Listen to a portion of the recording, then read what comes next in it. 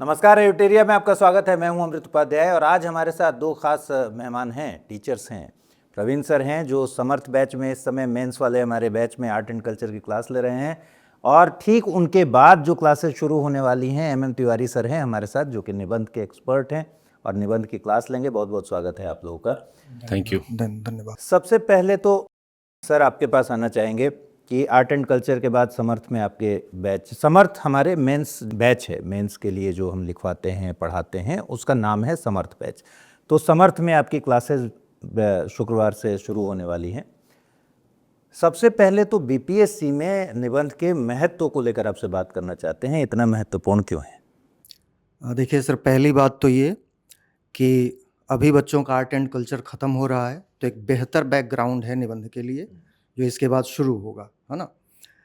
BPSC में important क्यों? तो अभी 71 का जो हमारे पास सूचना है, आधिकारिक सूचना BPSC ने दी है, उसे आप समझें कि पेपर फर्स्ट में हाईएस्ट गया है 192। 17वीं में। पेपर सेकंड में हाईएस्ट गया है 162। पेपर थर्ड यानी निबंध में हाईएस्ट गया है 199। तो ये वो पेपर है जो पेपर आपके पेपर सेकंड को कंपनसेट करता है।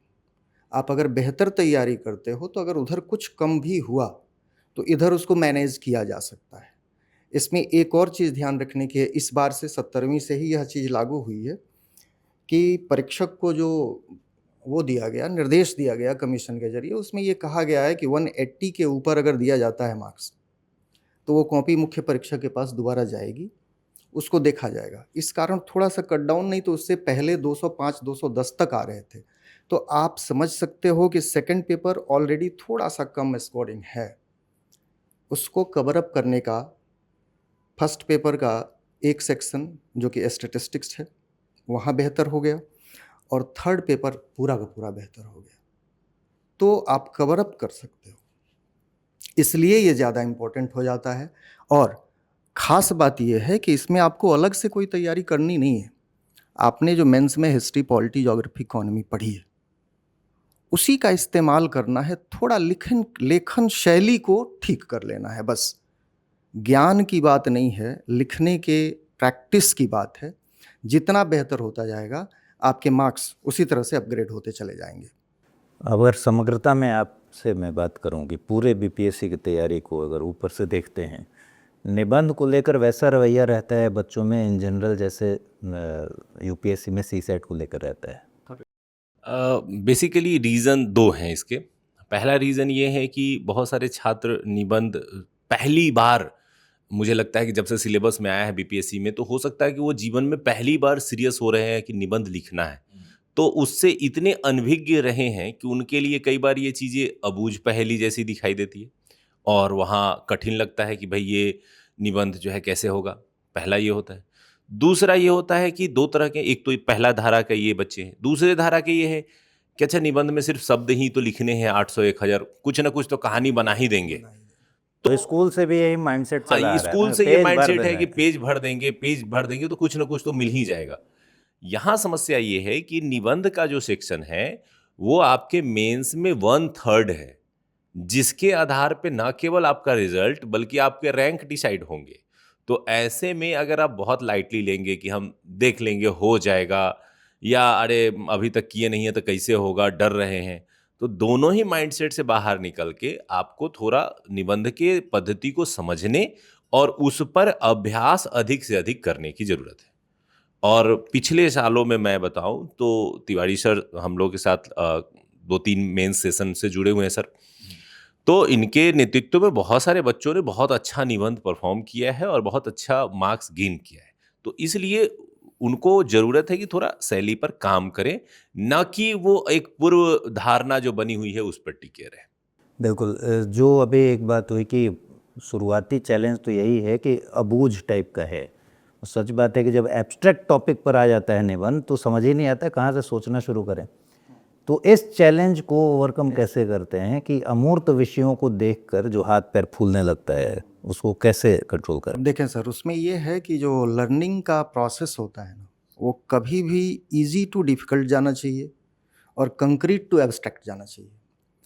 अगर बच्चे ने कंक्रीट विषयों पर कंक्रीट तैयारी करी, उस विषय पर उसको लगभग हर डायमेंशन, इकोनॉमी का, पॉलिटी का, ज्योग्राफी का, आर्ट एंड कल्चर का, वो डायमेंशंस मालूम है, तो उन्हीं से एब्स्ट्रैक्ट निकलेगा।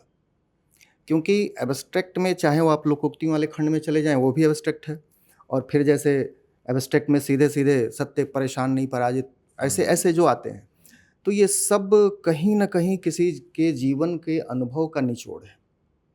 और जब तक आप अपने अनुभव को अपने ज्ञान के साथ कनेक्ट नहीं करते, वो चीज़ होती नहीं है। तो जब एब्स्ट्रैक्ट विषय को डील कर रहे हो, तो आपको कोई लिखा लिखाया मार्ग नहीं है।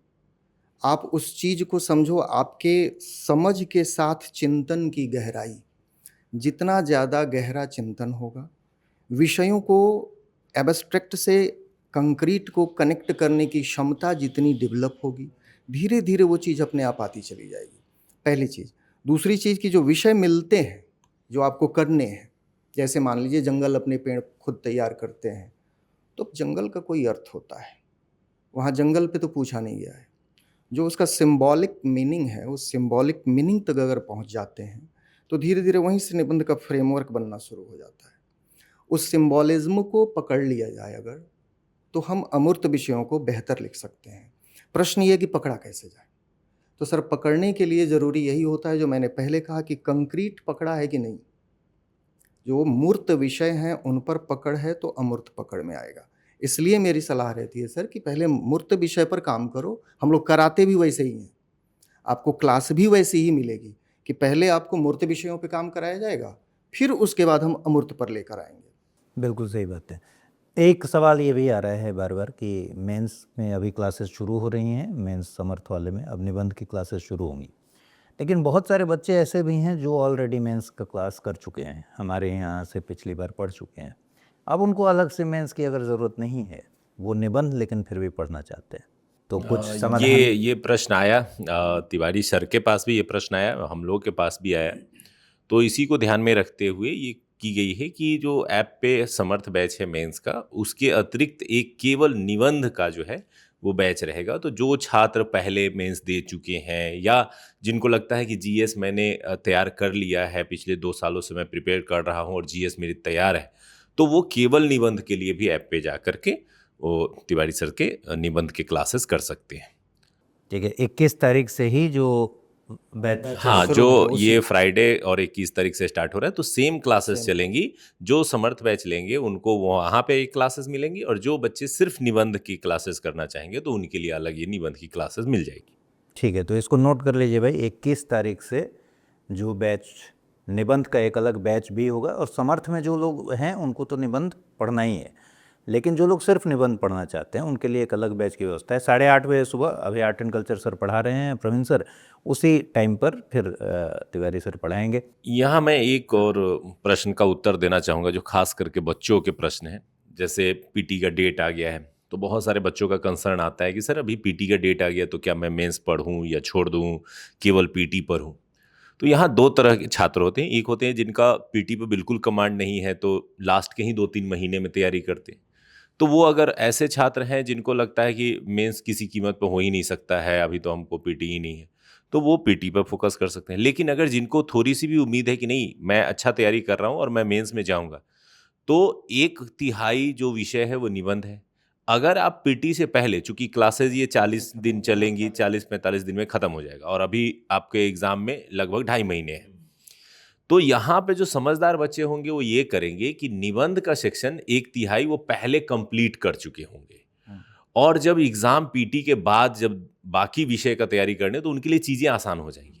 लेकिन अगर कोई छात्र पीटी के एग्जाम के बाद सीधे 900 विषय की तैयारी शुरू करता है कि यार इस बार हम मेंस के लिए, उसके लिए तो कठिन वो हो जाएगा। बहुत ही फंसने वाला और दुविधाजनक स्थिति हो सकता है।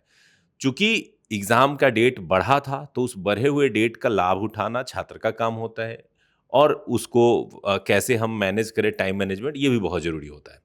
तो इसीलिए इसी चीज को ध्यान में रखते हुए हम लोगों ने निबंध की क्लासेस प्लान की है।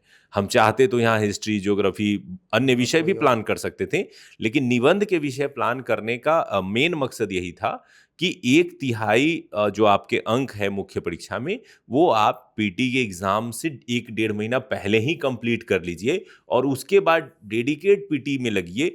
इसके अलावा अभी भी जब निबंध की क्लासेस चलेंगी तो ऐसा नहीं है कि आप क्लासेस करने के बाद दिन भर निबंध ही पढ़ेंगे। सर जो पढ़ाएंगे उस चीज को 2 ढाई घंटे पढ़ना है क्लास के बाद, और बाकी समय अभी भी पीटी के लिए दे पीटी सकते के लिए हैं। दे सकते हैं, बिल्कुल। और हम लोग निबंध के बाद ये भी छात्रों को बता दें कि एग्जाम से लगभग 1 महीने पहले मेंस की क्लासेस रोक देंगे, ताकि वो फुल्ली पीटी पर फोकस कर सकें, और जैसे ही पीटी खत्म होगा तो फिर से निबंध मेंस की रिज्यूम हो क्लासेस। तो यानी बच्चों को ध्यान में रखते हुए ही क्लासेस प्लान की जाती हैं। ऐसा नहीं कि हाँ हमारे पास ये टीचर फ्री हैं तो इनका लगा देते हैं, वो फ्री हैं तो वो लगा देते हैं, नहीं, ये पूरा एक प्लानिंग का पार्ट रहता है। बिल्कुल सर। बहुत सारे भ्रम भी हैं, भ्रांतियां हैं निबंध लेखन को निबंध लेकर, लेखन को लेकर तो उस पर भी थोड़ा सा बात करना होगा। थोड़ा सा ये मतलब निबंध की शैली की बात है। आप लिखने जब चलते हैं निबंध को, तो अक्सर मतलब ये पढ़ाते पढ़ाते अनुभव हुआ, जो बच्चे लेके आते हैं उनके जो क्वेश्चंस होते हैं उस हिसाब से कुछ बच्चों को या बताया जाता है कहीं कहीं, सर शुरू में कोट डालें, बीच में डालें, अंत में डालें, कविता डालें, कहानी डालें, डालें कि छोड़ें, क्या ये डालना अनिवार्य है? तो ध्यान दें, निबंध में 2 चीज़ें ज़रूरी होती हैं। एक आपके विचारों की मौलिकता और दूसरा आपके प्रस्तुतिकरण की शैली। आप एक भी कोट नहीं डालेंगे लेकिन आपके विचार ओरिजिनल हैं, फंडामेंटली आपने चीज़ों को बेहतर तरीके से सजा के वेल अरेंज्ड मैनर में लिखा है, तो आपको 210 तक तो हमारे मतलब हम लोगों ने जब से शुरू किया है इसको पढ़ाना और बच्चे दे रहे हैं एग्ज़ाम, तो 210 तक तो हम लोगों के बच्चे देखे लेके आए हैं। और उसमें ऐसे कई बच्चे हैं जिन्होंने कहीं कोट इस्तेमाल नहीं किया लेकिन 210 तक लेके आए। तो कोट, शेर, गज़ल, कविता, कहानी, फैक्ट्स, ध्यान ये रखना है कि ये जितनी चीज़ें हैं वो आपके विचारों के सर्टिफिकेशन ऑथेंटिफिकेशन के लिए होती हैं। अगर आपके विचार नहीं हैं और 100 कोट डाल लोगे, मार्क्स नहीं मिलेगा। तो कोशिश ये करना है कि विषय पर आपके मौलिक विचार आएँ, आ रहे हैं उसमें अगर किसी का आ गया, आपको याद है तो डाल दो, नहीं याद है तो डालने की अनिवार्यता नहीं है, या ये भी नहीं है, निबंध का कोई सेट फॉर्मेट नहीं होता है। ये विधा है साहित्य की, धीरे धीरे विकसित हुई है। तो हर निबंधकार का अपना एक स्टाइल है, अपनी एक शैली है, इसलिए आपकी भी अपनी एक शैली हो सकती है अगर आप डेवलप कर लेते हो तो। और आप जिस शैली में प्रस्तुत करो, बात थोड़ी रोचक होनी चाहिए, थोड़ी टचिंग होनी चाहिए, थोड़ा कहीं उपहास, थोड़ा कहीं मजाक हो जाए, इस ढंग से होना चाहिए। विषय का निरस विवेचन ना हो, सरस विवेचन हो, मूल पार्ट है निबंध का। इसके बाद याद हो तो कोट, कविता, कहानी डालिए, नहीं याद हो तो बहुत चक्कर में पड़ने की ज़रूरत नहीं है। एक सर मैं प्रश्न पूछना चाहूँगा बच्चों की तरफ से, क्योंकि मेरे पास सबसे ज़्यादा प्रश्न आते रहते हैं अलग-अलग जगहों से। एक बच्चा जो शुरू करने जा रहा है, निबंध नहीं कभी पढ़ा है, तो उसका पहला सर क्वेश्चन यही रहता है कि सर कितना टाइम लगेगा इसको करने में? हम कितने दिन में सीख जाएँगे? निबंध हम बढ़िया लिखने लगेंगे, कितना टाइम लगेगा? तो देखिए, जो हम लोगों का क्लास प्लान है, उस क्लास प्लान पे अगर चलता है बच्चा, तो 45 क्लासेज, 40 से 45 क्लासेज, उस क्लास के अकॉर्डिंग जो आपको काम दिया जा रहा है और जो निर्देश दिए जा रहे हैं, उतना परफेक्ट है, उतना पर्याप्त है। 40 से 45 दिन। हाँ, ये ज़रूर है कि भाई हमारे 2 घंटे के क्लास के पैरेलल आपका भी 2 घंटे का स्टडी हो, वो 4 घंटे का भी हो सकता है। मतलब जब लिखने बैठोगे तो हो सकता है कि लिखने में शुरू में लिखना, जब शुरू में लिखना शुरू करेंगे, हो सकता है एक ही निबंध लिखने में 4 घंटे लग जाते हैं। लेकिन जैसे जैसे वो फ्रीक्वेंसी बढ़ती है, टाइम घटता है। जैसे जैसे बच्चा लिखता जाएगा, टाइम घटता जाएगा। और मूल चीज़ ये है कि 40 से 45 दिन का वेल प्लान्ड जो कोर्स हमारा है, उस कोर्स में हम लोगों ने इस ढंग से डिज़ाइन ही किया हुआ है कि उसमें धीरे धीरे चीज़ें आगे बढ़ती हैं।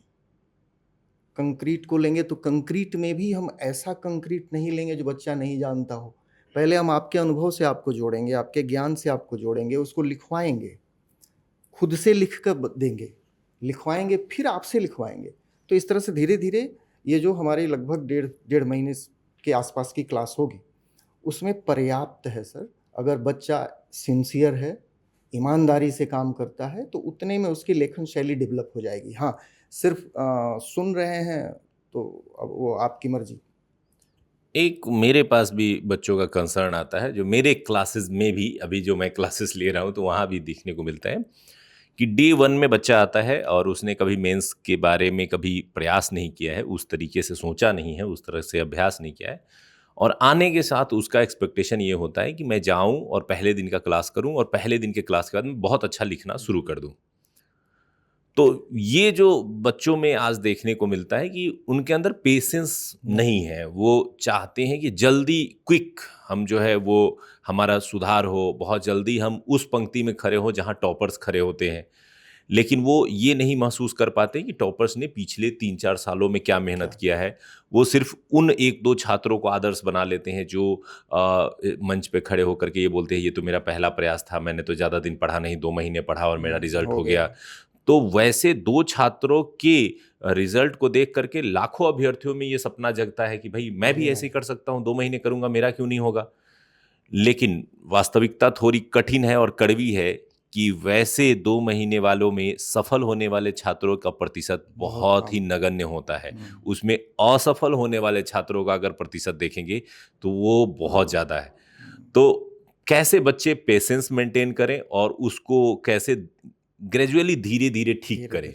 ये इसके लिए क्या करना चाहिए? ये इस पर तो मैं ये कहना चाहूँगा कि बहुत आप लोगों ने हाई स्कूल में पढ़ा होगा, कारज होते धीर है काहे होत अधीर, समय पाए तरुवर फरे केतक सींचो नीर।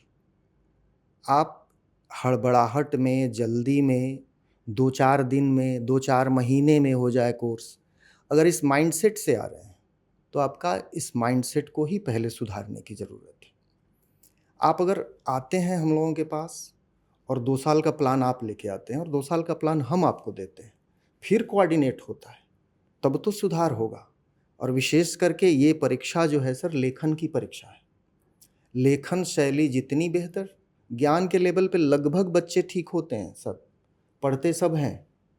वहाँ जाके उल्टी करना है कि वेल अरेंज्ड मैनर में लिखना है आपको।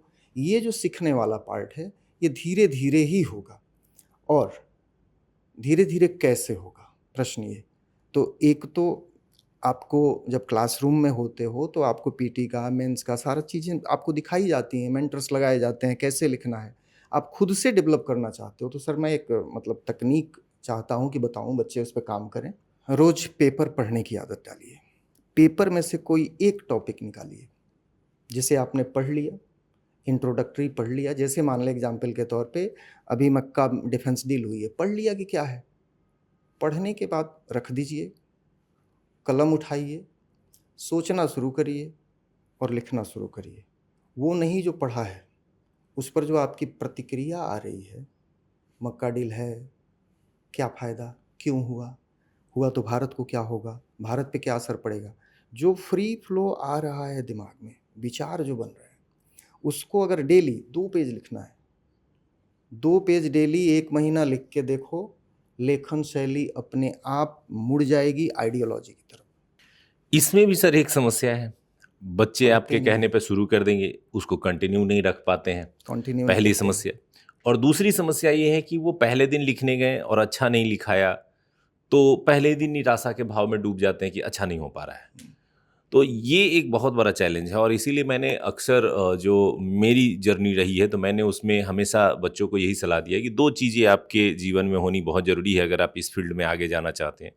एक तो आपके अंदर निरंतरता होनी चाहिए, कंटिन्यूअस होना चाहिए और थोड़ा आपको धैर्य रखना पड़ेगा, पेशेंस रखना पड़ेगा। अपने आप चीज़ें ठीक होंगी, बस आपको अभ्यास करते चलना है। ये एक बीच में सर ने बात कही कि जो भी आप पढ़ते हैं वो सब निबंध में यूज़ हो जाता है। और निबंध में अगर बिहार स्पेशल आप पढ़ाते हैं, बिहार स्पेशल भी यूज़ होता है। बिल्कुल होता है सर। बिहार BPSC के स्पेशल, निबंध हाँ, में। बीपीएससी के निबंध में न केवल बिहार स्पेशल यूज होता है बल्कि बल्कि होना बिहार के ऐसी लोकोक्तियों को उसमें प्रश्न के रूप में पूछा जाता है जहां तो आपको यूज करना भी पड़ेगा। दूसरा, अगर आप बिहार का एग्जाम दे रहे हैं और वहाँ अगर बिहार के गवर्नमेंट से जुड़े हुए, ज्योग्राफी पार्ट से जुड़े हुए, इतिहास से जुड़े हुए, कला से जुड़े हुए उदाहरण उसमें शामिल करते हैं अपने निबंध में, तो वो आपके निबंध की शैली को और निखारता है। और कॉपी चेक करने वाले अधिकांश बिहार से ही जुड़े लोग रहते हैं, तो उनको भी पसंद आता है। और स्वाभाविक है कि अगर कोई लंदन से आया हुआ व्यक्ति और आपको भोजपुरी में कहे कि क्या हाल चाल बा हो, तो अंदर से एक अलग ही सुकून मिलता है। तो वो एक विधा तो उसमें जुड़ती है। तो दरअसल मैंने ये सवाल ये पूछा है कि जब आप निबंध में अपने मार्क्स को बढ़ाना चाहते हैं, तब इस तरह की जो छोटी छोटी चीज़ें, जैसे आपने बताया कि जब भी हम ये पोर्शन टच करते हैं तो एग्ज़ाम कॉपी चेक करने वाले को अच्छा फील होता है और वो उस पर ज़रूर मार्क्स गेन करता होगा इंसान। तो अगर पूरे निबंध की बात करें, ऐसे कुछ छोटी बातें आप बताएंगे जिससे हम बीपीएससी में निबंध में मार्क्स को बढ़ा सकते हैं, थोड़ा गेन ले सकते हैं, अपने कॉम्पिटिटर से 3-4 अंक 5 अंक का गेन ले सकते हैं। जैसा कि सर ने बताया, एक तो पूरा पार्ट ही है बिहार की लोकोक्तियों का। उसमें बच्चों को थोड़ी बहुत दिक्कत इस लेवल पे हो रही है कि जो लोकोक्तियाँ उठाई जा रही हैं, मूल रूप से मगही, अंगिका, वज्जिका, मैथिली, भोजपुरी, उसमें थोड़ी सी दिक्कत बच्चों को होती है। कोई मैथिली का है, भोजपुरी का मिल गया, तो जो टिपिकल भोजपुरी के अपनी अपनी शब्दावली है, अब उससे शब्दों का अर्थ ना आना। हाँ, तो एक तो वहाँ पे काम करने की ज़रूरत है कि जो चीज़ आपने अपनी भाषा में पढ़ी, अपनी बोली में पढ़ी, आपने वज्जिका में पढ़ा, मैथिली में पढ़ा, तो एक बार थोड़ा सा उस पर काम करिए आप कि इसे भोजपुरी में बोलेंगे तो क्या बोलेंगे।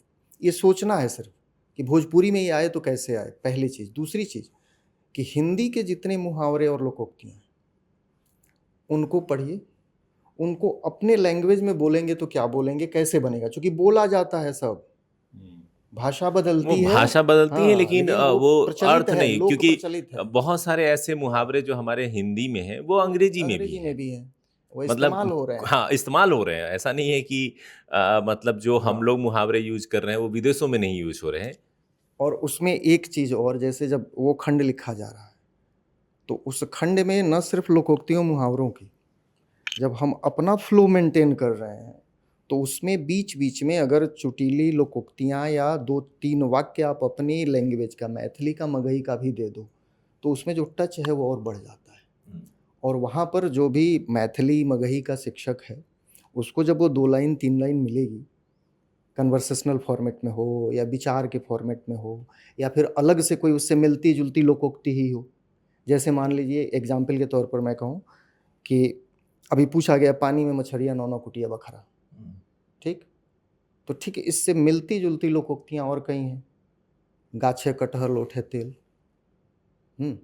अब अगर इसको हम मिलाकर सामने रखते हैं तो वहाँ पे संभावना बनती है कि और बेहतर चीज़ें हो जाए। तो जब लोकोक्तियों का खंड है, अपनी भाषा अपनी बोली का खंड है, तो उसमें आप इन्वर्टेड कॉमा देके, ऐसे नहीं, इन्वर्टेड कॉमा देके अपनी भाषा अपनी बोली का भी 2-4 लाइन बीच में इस्तेमाल करो खंड खंड जगहों पर, तो वहाँ पे संभावना बनती है कि और ज़्यादा टचिंग हो जाएगा। ठीक है। अब जो स्टूडेंट्स आपसे जुड़ने वाले हैं, किस तरह को, आपने बहुत सारी बात बता दी कि तैयारी करके आना, एक तरीके का ये है, ये सभी करके आना है, तो किस तरह को जो बच्चे पढ़ने वाले हैं आके आपसे कुछ तैयारी करके आना पड़ेगा? नहीं, अभी एक तो न्यूज़पेपर आपने बता दिया है कि शुरू तो आपको शैली में ढलना चाहिए, वो जीवन शैली में ढलना चाहिए, है ना। कोई तैयारी करके नहीं आना है, फ्रेश माइंड आना है। संयोग ऐसा है कि आर्ट एंड कल्चर के बाद आप आ रहे हैं ऐसे पर, बेहतरीन बैकग्राउंड है आपके पास, तो तैयारी कुछ नहीं करनी है। 2 दिन का ओरिएंटेशन जो होगा उसमें जो करना है आपको वो सब विस्तार से बताया जाएगा।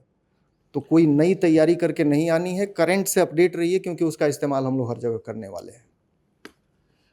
मैं जहाँ तक समझता हूँ सर, एक चीज़ जो मैं फील कर पाता हूँ मेंस के एग्ज़ाम में, 2 तरह के छात्र होते हैं। पहली बार जब वो जाते हैं मेंस को लिखने तो बहुत डर के भाव में होते हैं, हर विषय को लेके होता है, निबंध को लेकर कुछ खास जरूर होता है, लेकिन ऐसा नहीं है कि बाकी विषयों में बहुत सहज होते हैं। सभी विषयों में मुख्य परीक्षा को लेकर के वो दुविधा में होते हैं। दूसरा ये होते हैं कि जो छात्र एक बार निबंध लिख लिए या एक बार मेंस दे दिए, तो वो भी कई बार ओवर कॉन्फिडेंस में आ जाते हैं, अरे मैं तो मेंस लिख ले रहा हूँ, और वो फिर वो उस पर काम नहीं करना चाहते हैं। उनको लगता है अरे आर्ट एंड कल्चर है तो लिख लेंगे, निबंध तो पिछला बार आया था, बहुत सब इजी था, हम लिख लिए थे। तो वो थोड़े से ऐसे जोन में जाने लगते हैं जहां वो कहते हैं ना Comfort कि zone हो गया। कंफर्ट जोन फील करने लगते हैं, उनको अतिरिक्त प्रयास करने की कोशिश नहीं करते हैं। जबकि मुख्य परीक्षा की सबसे बड़ी मांग यही होती है, निरंतरता।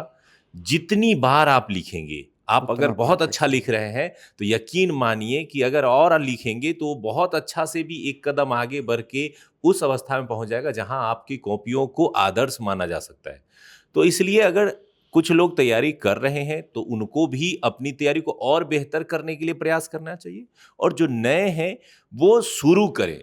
वो ना कि हाँ हम शुरू ही नहीं कर रहे हैं, ठीक कैसे होगा सर, सीधे आप सिर्फ सोचते सिर्फ हैं तो प्रश्न जा कर रहे करते हैं कि हैं। हाँ सर ठीक कैसे होगा, ठीक कैसे होगा, कैसे शुरू करें। कैसे शुरू तो करें? वो अगर अभिलाषा मन में रखी रह जाएगी तो नहीं होगा। आप उसको स्टार्ट करना पड़ेगा, स्टार्ट करके उसके साथ जुड़े रहना पड़ेगा, उसके पीछे आपको बैकअप देना पड़ेगा। आप सिर्फ उस दिन का इंतजार कीजिए, मेहनत करते हुए कि एक दिन पीडीएफ आएगा, उस पीडीएफ में मेरा नाम होगा और मेरी दुनिया, मेरे परिवार की दुनिया बदल जाएगी। और वो सपना अगर आपकी आंखों में झलक गया है तो वही सिर्फ आपसे मेहनत करा लेगा। यानी उस सपने को पाने के लिए आप मेहनत करना शुरू कर देंगे। सपना ही नहीं है अगर उस तरह का, तो मेहनत भी आपसे नहीं निकलेगी। ठीक है, तो मेरे ख्याल से सारे एस्पेक्ट पर बात हो गई है। कुछ छूट भी रहा है सर, क्योंकि निबंध के एक्सपर्ट आप हैं तो नहीं, बार हाँ, बार निबंध क्या? मैं एक सर से रिक्वेस्ट करना चाहूँगा इसी मंच पे, क्योंकि बहुत सारे बच्चों का ये कंसर्न रहता है कि सर बीच-बीच में निबंध को लेकर कुछ-कुछ करते रहें। तो क्लासेस तो चलेंगी सर अच्छे से, और बीच-बीच में आप वीकली थोड़ा-सा निबंध से लेकर के कुछ-कुछ टॉपिक पे वीडियोज़ आप जो अच्छा, है हाँ। बच्चों को बीच देते रहें, ताकि उनको एक प्रेरणा रहे, वो तो सीखते चलिए रहें ये सब भी चीज़। बता ही देते हैं कि बीच-बीच में, अर्थात सप्ताह में कम से कम एक बार हम लोग अलग से लेके आएँगे आपके लिए जो करंट अफ़ेयर चल रहा है। जो भी घटनाएँ चल रही हैं, वो घटनाएँ करंट में इस्तेमाल होनी है आपके मेंस के लिए, एस्से में कैसे इस्तेमाल होंगी? और मान लीजिए इकोनॉमी का कोई विषय है, डेटा प्रोन्ड है, डेटा एकदम भरा हुआ है, उस चीज़ को निबंध में लिखेंगे तो कैसे लिखेंगे? इसके लिए हम लोग प्लान कर रहे हैं एक बेहतर प्रोग्राम कि इकोनॉमी का विषय है, पॉलिटी का विषय है, चल रहा है करंट में, लिखना है हमको, ऐसे में उसका इस्तेमाल करना है। कैसे करेंगे, किस भाषा में करेंगे, किस शैली में करेंगे, इस पर सप्ताह में 1, कम से कम सर सप्ताह में 1, बिल्कुल, बिल्कुल। सप्ताह में 1 वीडियो आपको यूट्यूब पे अपलोड किया जाएगा। आप जुड़े रहें ताकि उससे जो करंट चल रहा है और जो चल रहा है मेंस में कैसे जाएगा और एस्से में कैसे जाएगा, इसके बीच का फ़र्क महसूस कर सकें। चलिए, तो भाई एक और गिफ्ट मिल ही गया आपको कि यूट्यूब पर साप्ताहिक रूप से, और जल्दी अनाउंस कर देंगे हम कि किस दिन आपको मिलेगा, एक पर्टिकुलर टाइम पर ही वो वीडियो मिलेगा, और निबंध से रिलेटेड आपको ये वीडियो एम तिवारी सर के द्वारा लिया जाएगा। आप दोनों लोगों का बहुत बहुत शुक्रिया इस पूरी बातचीत में आने के लिए, और आप लोग जो भी और सवाल हैं, रह जाते हैं कुछ सवाल, उसको लिखिए कमेंट सेक्शन में, फिर हम लोग उसको देखते रहते हैं, और जो भी ज़रूरी कंसर्न होंगे उस पर रिप्लाई भी जाएगा। ख्याल रखिए अपना, ठीक से पढ़ाई कीजिए। 21 तारीख से सर पढ़ाने वाले हैं निबंध, सुबह 8:30 बजे, सुबह 8:30 बजे। और सर ने जैसा अनाउंस किया कि समर्थ बैच में तो पढ़ाएंगे ही, जो लोग सिर्फ निबंध पढ़ना चाहते हैं उनके लिए भी एक बैच अवेलेबल होगा, जो अब आप जाएंगे जब अपने हमारे एडुटेरिया के ऐप पर, तो एक अलग बैच के रूप में भी दिखेगा। ख्याल रखिए, धन्यवाद।